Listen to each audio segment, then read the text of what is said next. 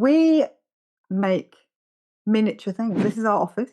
This is an actual model of our office to scale. The brands are very well known and they're really a massive part of British culture. Hornby Miniature Railway is what we're all about, from scenics that I just showed you all the way through to kind of engines that chuff steam around your living room and things like that. Tell us a little bit about your career. I'd love to know more about that. I bizarrely started doing medicine at Oxford, and I suddenly found this incredible treasure trove of a very bifurcated discipline. There's the hard science. At that time, the data processing and storage was just becoming cheaper and more available to retail.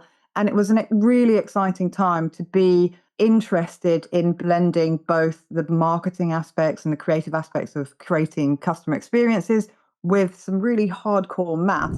Tell us exactly why Hornby Hobbies launched a rewards program. Hobby Rewards reflects our internal understanding now of how vital those hobbyists have been to keeping our brands alive. All of our customers, all of our trade partners looked after us throughout. Yeah. And Hobby Rewards became a way of at least saying thank you to our direct-to-consumer customers. The heart of Hobby Rewards is time well spent.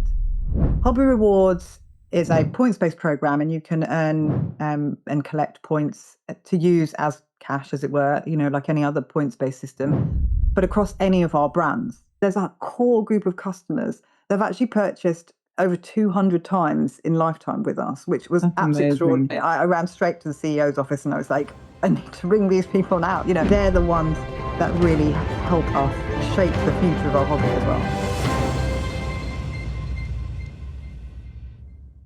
This show is brought to you by Comark, the global loyalty partner trusted by enterprise brands in over 50 countries. With more than 30 years of experience and 290 million loyalty members on board, Comark knows what it takes to build real connections that last. Their AI-powered tools turn data into action and customers into superfans. From fraud-proof platforms to personalized journeys, Comark helps you boost engagement, grow revenue, and make loyalty your competitive edge. Want to see how they do it? Head over to comark.com and discover loyalty that actually works. Hello and welcome to Let's Talk Loyalty and Loyalty TV, a show for loyalty marketing professionals. I'm Paula Thomas, the founder and CEO of Let's Talk Loyalty and Loyalty TV, where we feature insightful conversations with loyalty professionals from the world's leading brands.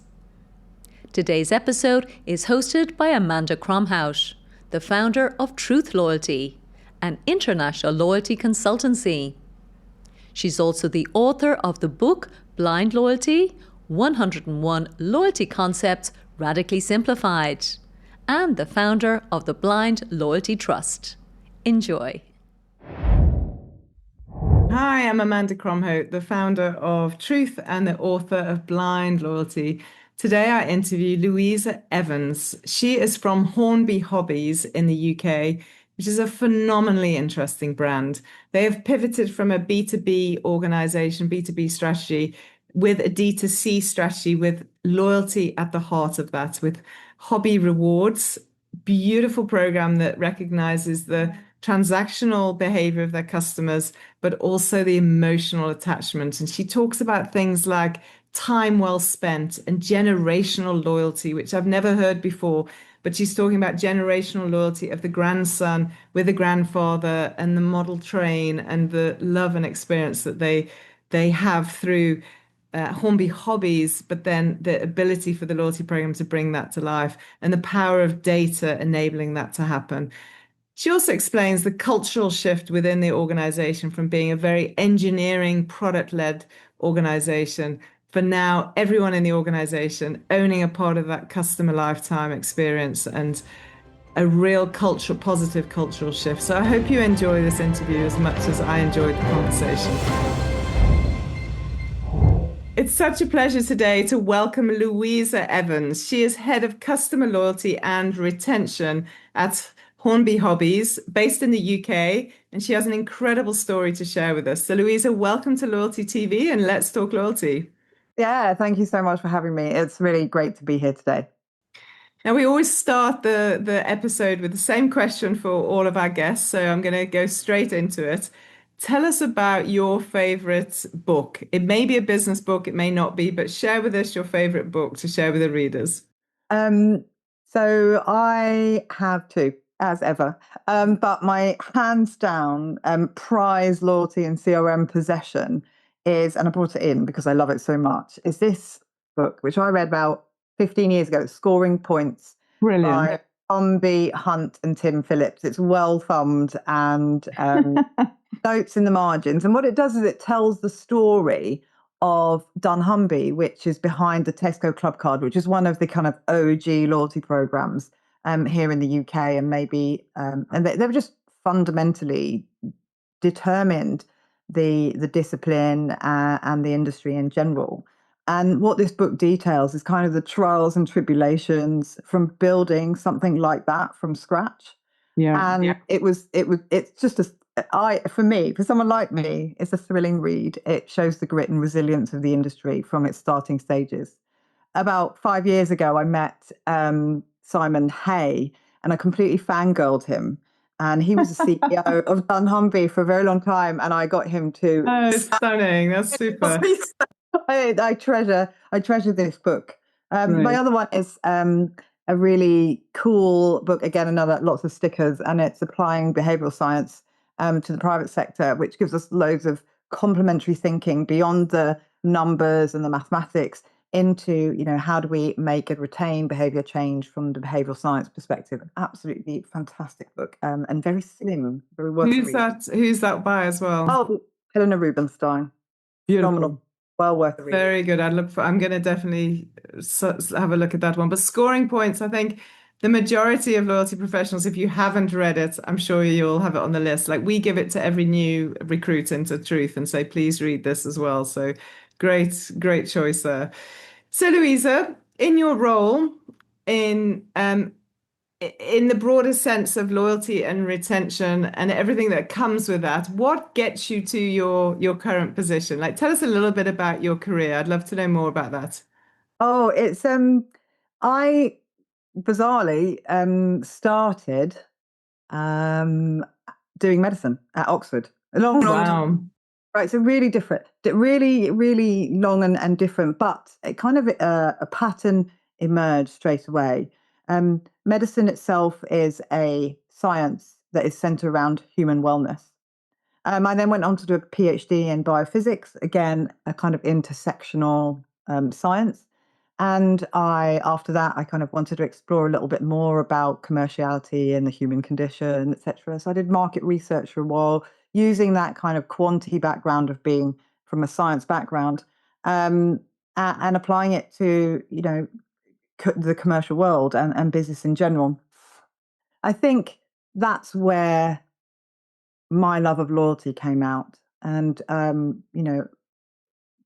about 15 years ago, I almost stumbled, as it were, into loyalty and CRM after working in branding with Interbrand and market research with Cannes.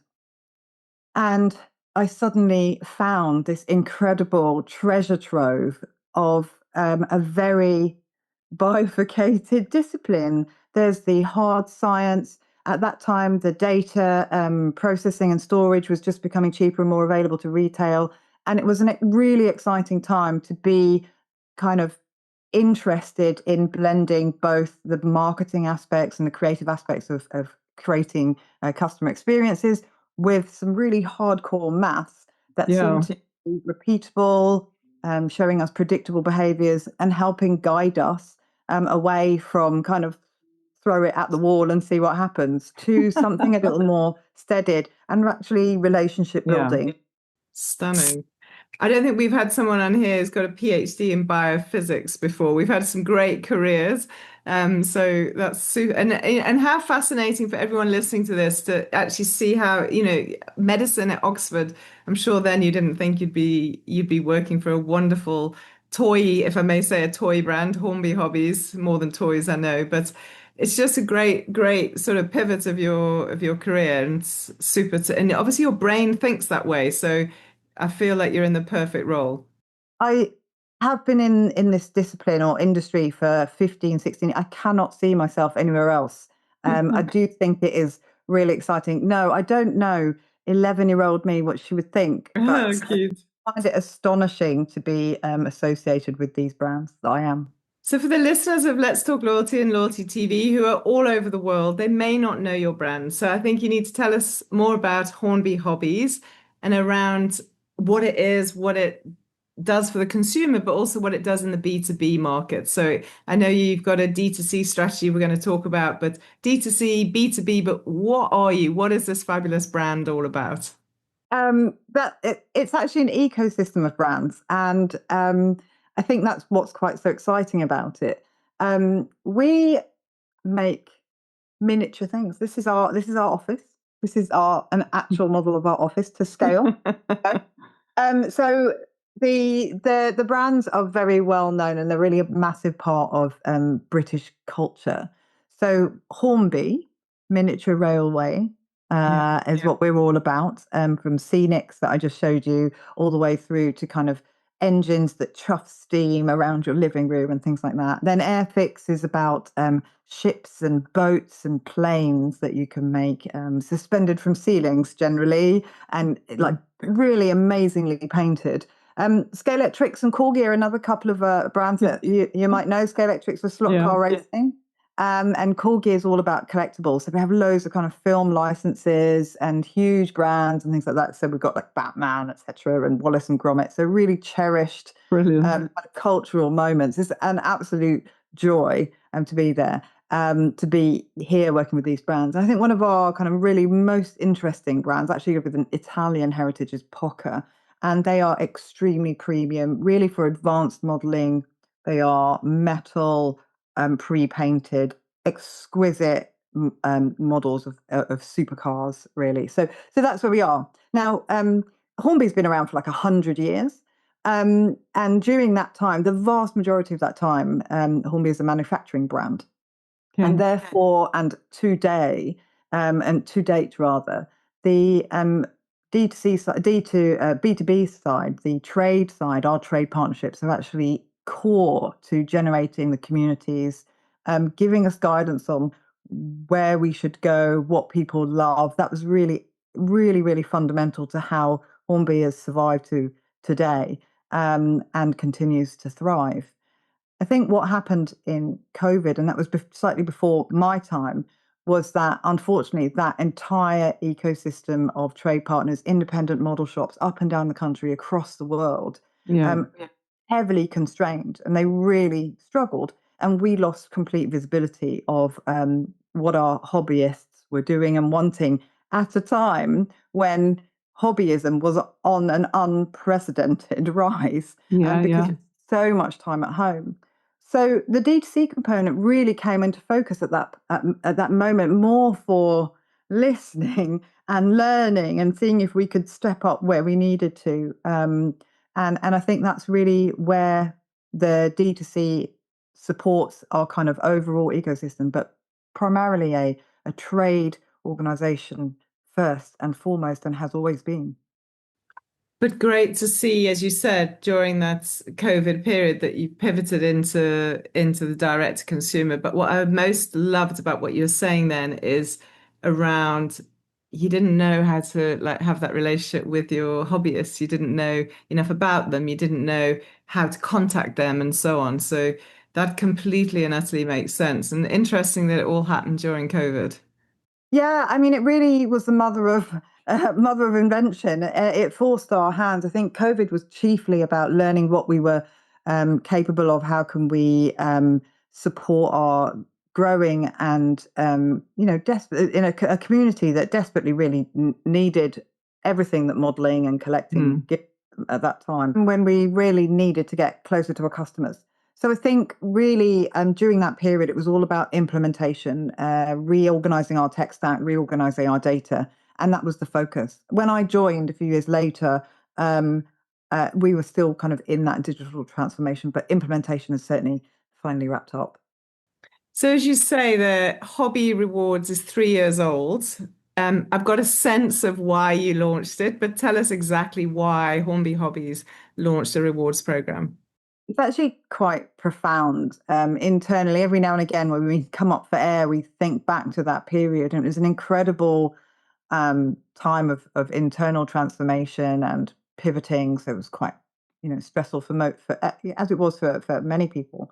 Um, the Hobby Rewards reflects our internal, understanding now of how vital those hobbyists have been to keeping our brands alive. Like really, really openly, they have looked after us, all of our customers, all of our trade partners looked after us throughout.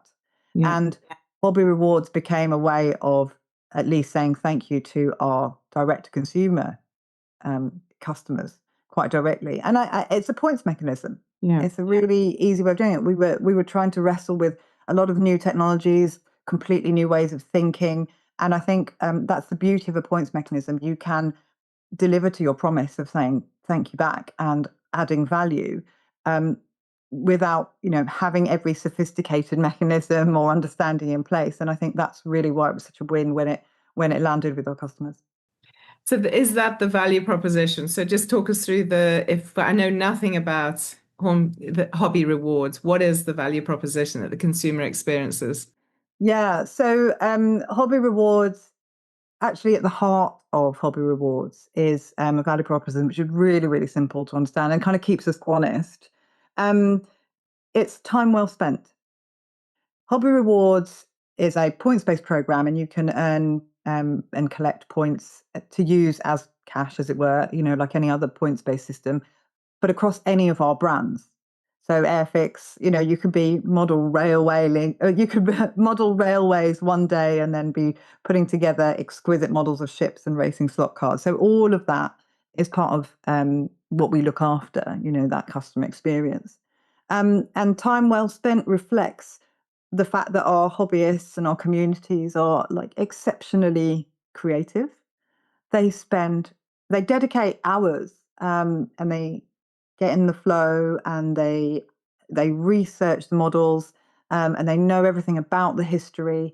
And that's one half of it. And the second half of time well spent is not only the lived hobby, but the IRL experience. So we work with miniatures and we celebrate through their miniatures versions the original incredible feats of engineering all across human history that are the original machines. And the second half of time well spent is designed to reflect that moment when granddad shares with the grandson the real model they're visiting at the real locomotive they're visiting at an attraction, a heritage railway or something like that, or in a museum. And that's kind of what underlies our reward partnership side. So that's kind of the value proposition.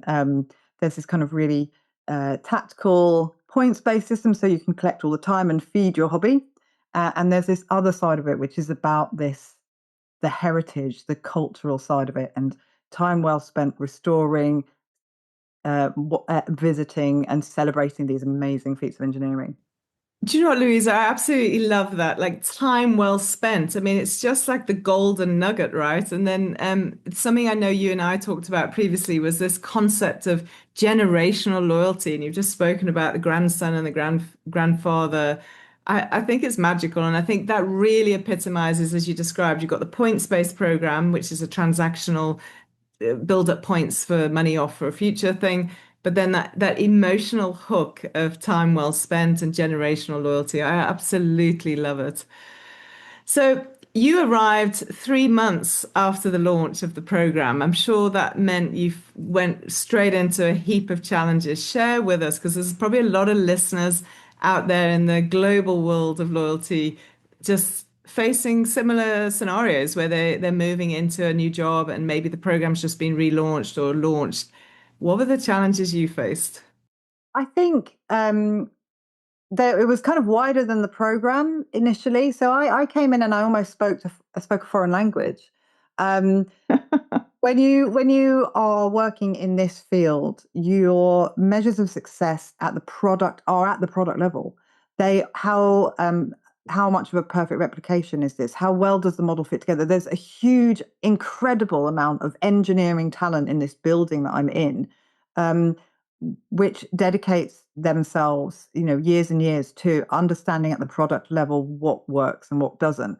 And I came in, and I remember the moment where I turned to kind of the room at large and said, "I don't care about the product." I'm surprised I'm still here, frankly. That Yeah. was such a lead balloon, but it was because I care about the human. I don't need to care about the product because the world's best at caring about the product are already here. So the biggest challenge was to to create a common language, which meant that we could, in parallel to our product understanding and processing and analyzing, bring in this conversation about customer life cycles, and also just become more familiar with the data that was kind of growing in the background. What did we understand? Try and slice up that big data and make it into something meaningful for the brands. How does it translate into a type of marketing campaign? When or when not to do things, things like that. So it was about introducing that language, and it was both a challenge and a really exciting time. It's amazing to be in at the ground at that kind of juncture. So we're a bit further ahead now. We definitely still were feeling, the after effects of fast and multi-platform integration, implementation, and I'm very glad to say that we're now kind of riding steady on both the technology. We're really pushing it now to its boundaries, and the customer language is definitely front and center in terms of how we think about things, how we plan, and how we strategize better. What I've heard, Louisa, is like, I mean, I love the way you said you just arrived and said, I don't care about the products. I mean, that's a cultural time bomb, I guess, but it sounds like you landed the bomb and there's been that cultural shift from product to customer. But what I did love about what you said is to say, but it's okay, the product is still taken care of because we've got the world's best engineers in the background. And I think that's really important to remember that is that whilst businesses need to go through that cultural shift to customer, that the product still exists and it still needs the same love and attention, but hopefully most organizations have that in place. And most of the time they do because that's the bread and butter of how they've got to that place before you do that cultural pivot to customer. So thank you for sharing that because I don't think many people really express that in that way. And I think it's really powerful how you've expressed that, especially as you came in 3 months after the launch. So good for you. I'm all up for a bit of disruption. So let's have a think now, like you're 3 years on, what are the main KPIs you measure the program against and the success of it? Um, I mean, I think they are the classics at the moment, and they're kind of two channels. During those early days, when I was busy making friends, but during those early days, we had to figure out how to measure the population in general. So kind of those RFM metrics were important to kind of implement and keep tracking in real time, and we use technologies that allow us to do that. I think in terms of the loyalty program, then because it's transactional, there's financial obligations in terms of the reporting. So memberships obviously very important, active participation, and then progression through either a range of products or a product step, or purchase frequency milestones, etc. So I think those are the kind of classic RFM based KPIs that we keep. Yeah. I was looking at them recently, and I was just playing around again with our technology and with our analytics platform, and it allowed me to identify the customers. We have kind of a seven-way segmentation of purchase in lifetime, which acts as a really good proxy for understanding or kind of inferring if someone is kind of a casual hobbyist or a gifter, all the way through a really full-blown enthusiast. And I kind of wanted to look at that top end, and I saw that there's a core group of customers that have actually purchased over 200 times in lifetime with us, which was That's absolutely amazing. extraordinary. I ran straight to the CEO's office and I was like, I need to ring these people out, Yeah. incredible people. And they're the ones that really, really help us, shape the future of our hobby as well. That's beautiful. And as you say, like there's probably a few of them, there's not millions of them. So you can phone them and you can build that direct relationship. That's exactly what you should be doing. It's beautiful. And Yeah, great that the absolutely. data revealed that for you. Let's talk a little bit more about that data. So you've gone from having no data on your customers before the program, and now obviously, hopefully some fabulous first zero-party data and so on. What do you do as an organization over and above, for example, the example you just given around phoning your top customers or analyzing a marketing campaign? What do you do with that data? How is it starting to impact the rest of the organization? I think we've taken a look. Now we have three pillars for the way we look at our customer cohorts: gain, grow, and retain, which kind of fit that RFM thinking. We are able now to say, okay, our data is tracking how many people we have acquired in a period. What is the nature of the retention, and also what is the, what are we doing about lapse? And so we've gone from not really like being really expert at product design and product delivery, to now thinking about customer life cycles quite commonly across the business. It's very well accepted and standard. And I think that measure, that moment where I found the kind of 200th purchase, Times, yeah. it really kind of shook me. And I said, we need to recognize these people differently. We need to, they're potentially more expert than some of us in the building, Yeah. build the product. And that's an incredible opportunity for us. It's led us relatively rapidly to develop the gold tier pilot that we ran live with, and it's still live now. And the learnings from that pilot, so they have a faster reward, a faster earn rate within the program, and we've taken some learnings. We've also been able to reach out to them and speak to them directly and get some feedback back as well. So we're reshaping the gold tier. So I think we're nearly ready to go live with a completely our first public tier within the loyalty program, but strategically that is a very important group to our business, and we'd like to maintain a really good dialogue and also reflect back how much we value value them as our customer set. That's a wonderful story about how you actually came up with your top tier. And I don't often think a lot of organizations do it in that way. I think you launched and then you found this niche set of customers, created a CVP, piloted it, and as you say, you're about to launch it properly as an overt tier. I think it's a wonderful story and shows how it's data led rather than just marketing led. So congratulations, and we look forward to following how the gold tier progresses.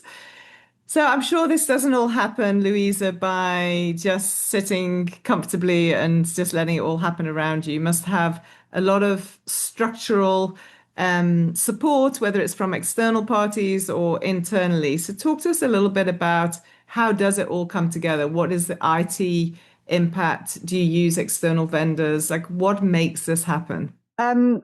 Yeah, we rely really heavily on kind of two platforms. I spent my whole working life within the Bloomreach engagement platform.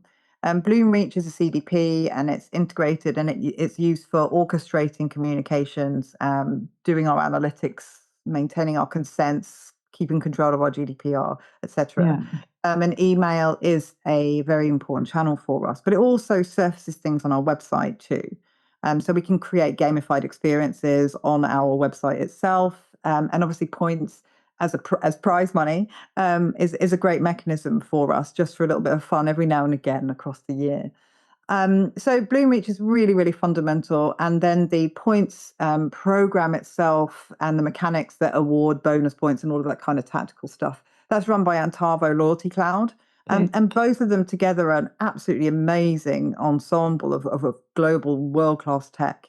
Beyond that, we are, within that, that's rich enough for us at the moment. We obviously have our stack in terms of the websites, etc. But those two pieces of technology, and their ability to track in real time, the fact that their data is event led, so everything within it is a single view. So it's all the unique identity of the unique human. There are embedded machine learning algorithms for us to understand churn prediction, etc. So it kind of really loads no code. But yeah, those are the two fundamental pieces of technology that really help us every day. Okay, amazing. And then internally, Louisa, how big is your team? We hear on this fabulous show some organizations that have 650 people running their loyalty program. We hear other organizations that have 2 people running their loyalty program, and neither is right or wrong, right? So tell us a little bit about you and your team. I'd love to know. And then on the back of that, how do you create impact change management within the whole organization? I think you probably have to ask them that. I'm not sure I'd like the answers that they might give. Fair enough, yeah. In terms of loyalty teams, I worked at Nectar in a previous, not at Nectar, but with Nectar. So I've seen these amazing organizations. And obviously I started the conversation with dunnhumby, which is an incredible organization as well. And our team is, I would say, small. And as a result, in order to achieve things, it's not about a command structure. It's much more about an influence structure and a collaboration structure. So we have a CRM exec, we have a loyalty manager, and we're a very tight team. But I would argue that every brand marketing manager is also a huge part of the program.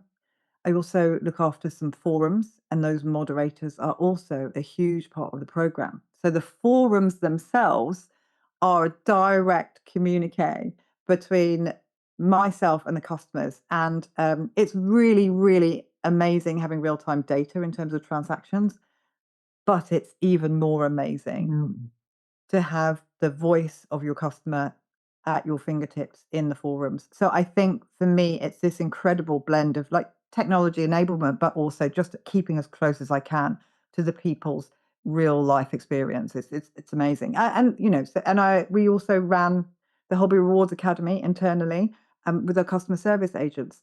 So I really feel that although we have an official team of one and a half, half of me to run the loyalty program, actually it's kind of on everyone's radar now, and I feel like I'm serving it for use by our brands more than I'm directly in control or looking after a loyalty program, as it were. And so it's influence and collaboration, and presenting the technology alongside the potential uplifts we see, or the learnings that we've got from doing a loyalty-based or points-based activation, and sharing that back with the brands. And then the brands knowing their products and knowing their event schedule, saying, oh, we can use this here. So I think that's really what it's been about. It's been, although it's kind of been about influence, it's also been about this collaboration. And that the loyalty program is actually owned by everyone else. And I'm becoming more and more of a kind of techie, engineering person. And I kind of love it. I'm not going to lie. I love that. Absolutely love what you just said around 2 things, actually, you pulled out from what you said around the forums with customers and the voice of customer and how critical that is. And I really think that's an element missing from so many loyalty programs and how they're run. So I think it's fabulous you're doing that. And then secondly, what I also love is how all of your colleagues around the business are collaborators and owners of this program. It's not just sitting with you and your small team. And I think that's the only way a program can really be successful within an organization, is when everyone is behind it. So all credit to you for pulling that together in such a short space of time. I've really enjoyed listening to it. So we've talked about quite a lot already, but is there anything we haven't talked about? Is there anything else you'd like to add? I think, oh yeah, there is actually. There's there's one thing I kind of I'm thinking about at the moment, and I don't know if there is a solution out there yet. And what it is this: our products back there, our products are stories. They are rich stories. A locomotive model has, celebrates the designer of or a particular era.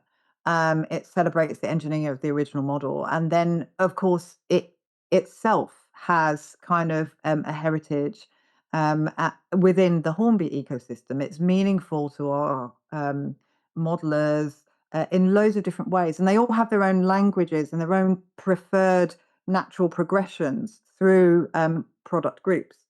So each of these have stories, and each of these have language, and it's all kind of personal to each individual community, be you an Airfix fan or a Scalextrics, Scalextrics fan.